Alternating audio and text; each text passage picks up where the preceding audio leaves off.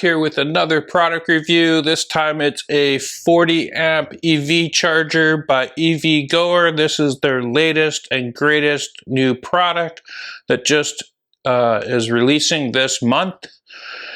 It is a 40 amp home charger with a J1772 plug on it. This allows you to charge any EV at home, and with the addition of this Tesla J1772 to Tesla adapter, you're able to plug this in here and charge your Tesla with this. This charger is ETL and FCC certified, so that means it is safe to use. The charger is IP66, which means it's safe around dust and streams of water. So that means that this is okay in rain or snow, all types of weather. The only thing that you can't do is submerge this charger in water. So as long as you have this mounted on a wall or a post or something, then it can get wet and there's no safety issues at all.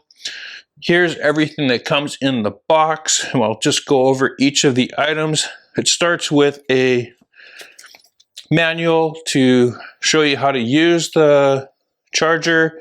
It has on the back the QR code to download the software. It comes with the hardware for mounting the cable management mount. So this is where you would plug this onto the wall, and then you could place that there. It is on a downward slope, so rain and dirt and dust won't get in it.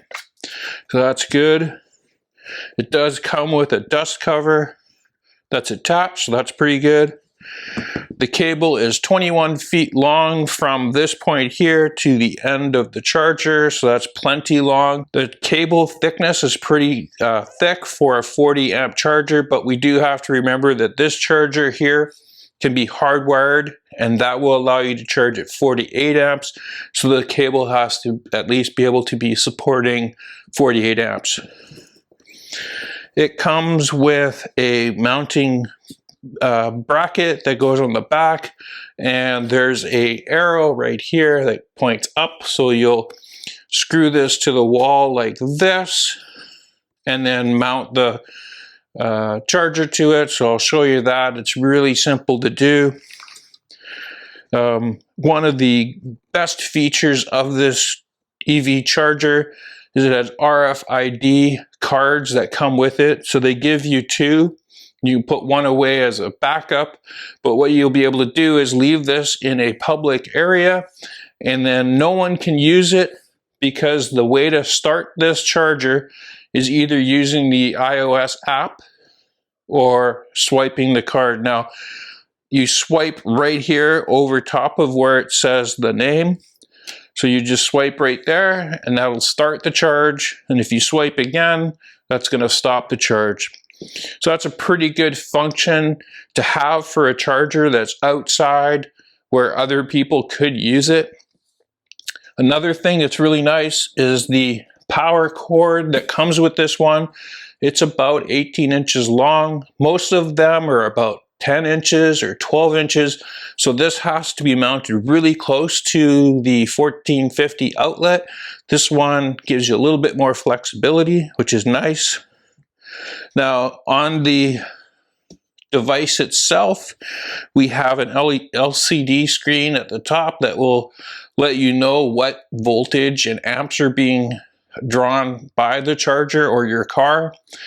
This is where you would plug your, or swipe your RFID card.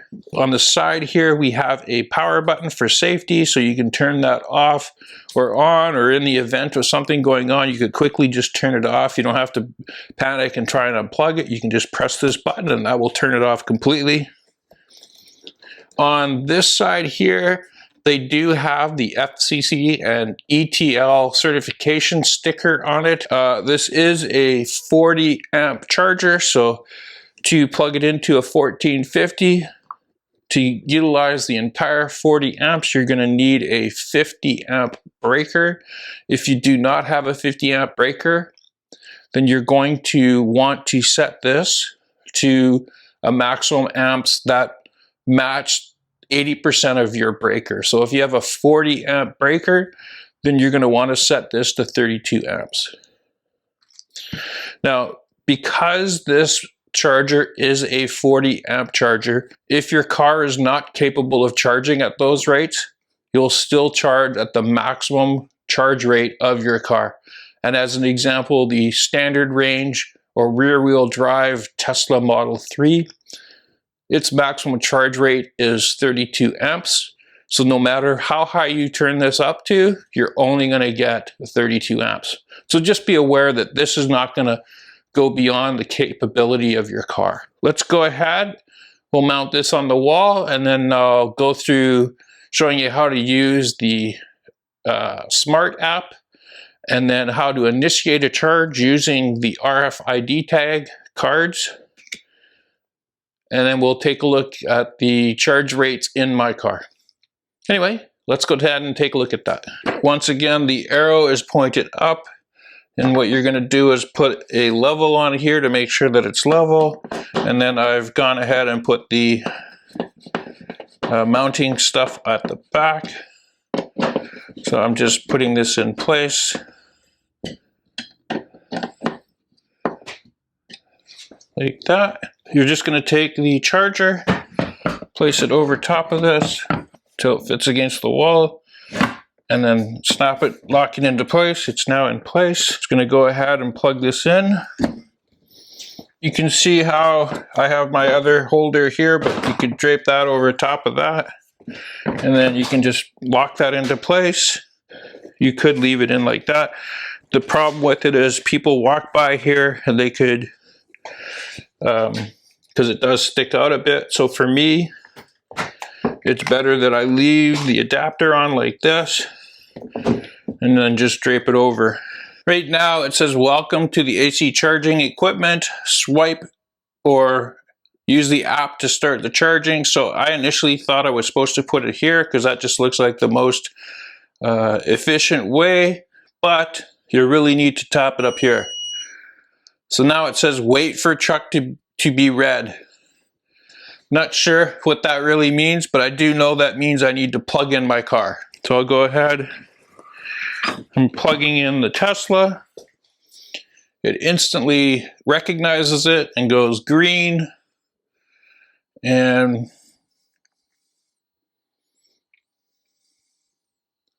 just give it a second here. We can see that I'm getting 205 volts. Typically in this house, I'm going to get somewhere around 200 volts. So now peaking at 32 amps, and then it will continue on till it hits 40. So there we are, we're at 40 amps and 8 kilowatts.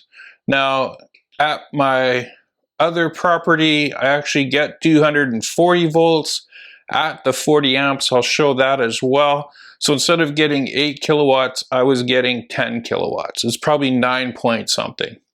But let's go ahead, let's take a look inside the car and see what we're getting there. So you can see in the car, I'm at 13% of my charge. I'm getting 40 amps at 8 kilowatts. So that means it's going to take 6 hours and 25 minutes. Now, if I turn this down to 32, which I can within the Tesla app. Well, now it's 32.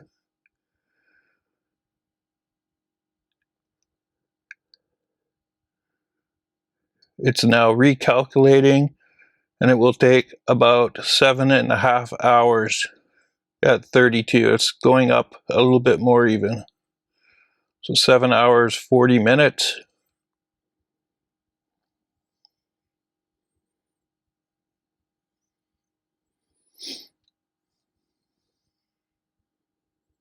There we go, 7 hours and 50 minutes at 32. So I'm going to go and bump it back up to 40, which is the max because I'm on a 1450 plug.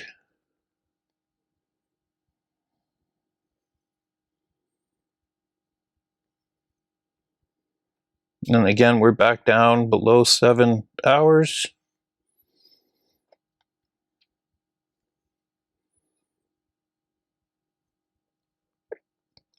So the only thing I can point out here is my voltage here on my grid is a bit low.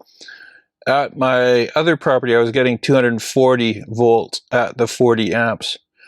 So this would even be faster. It'd be under 6 hours for sure. And again, to stop the charge, I can, so you're still seeing I'm getting 40 amps here. To stop the charge, I just have to,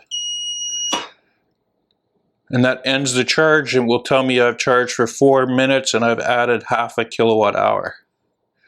So it's saying charge is finished, please draw your gun. So that remove the plug from your car. On this side here, I had mentioned there's a on and off button. So if I press that, it will say e-stop fault. And you can see with that, I can't do anything. Okay, so I just want to point out the colors that are down here. Blue means it's in standby mode, so it's waiting for me to start the charge. Now I did point out that there is a stop button right here.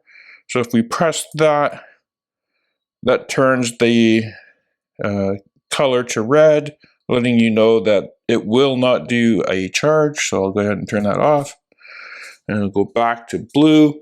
And then when you plug in a car, so I'll go ahead and plug in my Tesla.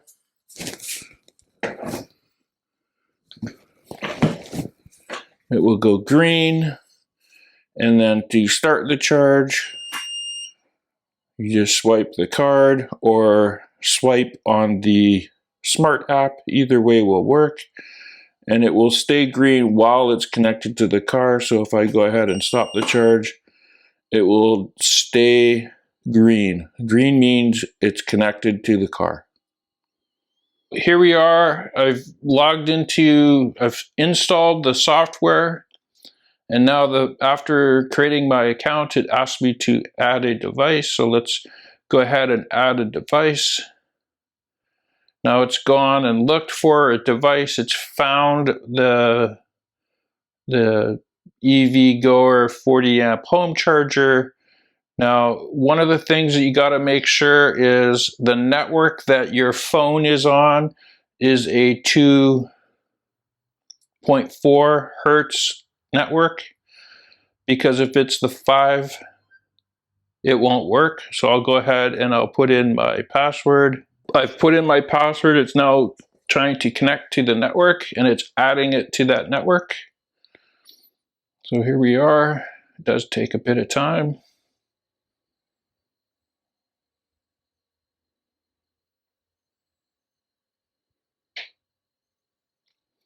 It successfully added it. Now I had originally named it EVGOER 40 amp EV home charger, so it's kept that. So I'll go done. So now here we are in the app itself. So there's just a couple of things that you can do with this app. One is you can swipe this piece right here when the charger cable is plugged into your car to start the charge. And then charging mode, there's an option to set a delay. So if you set a delay, it's how many hours from the time that you have it started. So if you're starting it at noon and you want to start it at 11 at night, then you're going to want to put a delay of 11 hours. I wish they actually had a time of day, because the real benefit of this is if you have a car that can't set a time to do charging because of cheaper rates at night, then this will have to change every time that you plug it in. So real time is what I use. So I just plug it in, it starts charging. It will show the volts, the amps, and the power that it's giving. So I'm going to go ahead and plug in the charger. So here we are. I've plugged in the charger to my car, and I'll swipe. and immediately it starts charging, and it will show me how many volts and amps that it's giving. Again, I will get about 200 volts and the full 40 amps.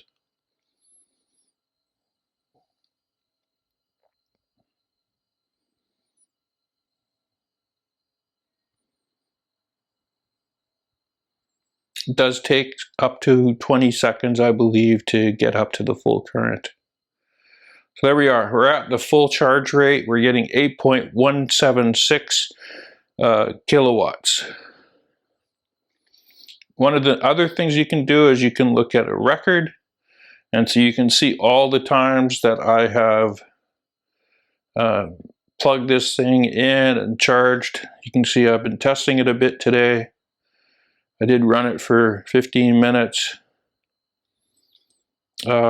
Yesterday is where I had plugged it in. So let's take a look. I don't know if it's going to show anything here. So 4 minutes. Does it show anything? No, you can't see power. So I can see power for the month. It's too bad it doesn't show what the rate was. Like if you clicked on this, you could see what the charge rate was. So I'll go back to my charger. And so you can see we're getting the 204 volts, 40 amps. So we're getting about 8 kilowatts into the car. So that's pretty good for this charger. Anyway, that's the basic functionality of this app. There's not much more than that. And then when you want to stop the charge, again, you can stop it with the RFID card, or you can just click on here, and that stops the charge. So here are my final thoughts on the EVGOER 40 amp J1772 Home Charger. Functions perfectly. I really like the RFID card functionality. It's great for people that have condos or apartments that are looking for a charger to be mounted and left there, and to know that no one else can use it. It's a great functionality. So if you're interested in purchasing any of the EVGOER mobile chargers or this charger, you can get it from Amazon, or you can go directly to their website. I'll put a link for both down in the description. If you purchase it from Amazon, I noticed that it only takes 2 days to arrive, so that's pretty good. You never know when you're wanting to buy one of these things. I buy most of my stuff off Amazon. I just like the ability to get it within 2 days, at most, normally with Prime. So I do a lot of shopping with Prime. Anyway, thanks for watching. And if you like this video, be sure to subscribe to my channel for more videos like this. I'm hoping to test more chargers in the future. And again, thanks for watching the video.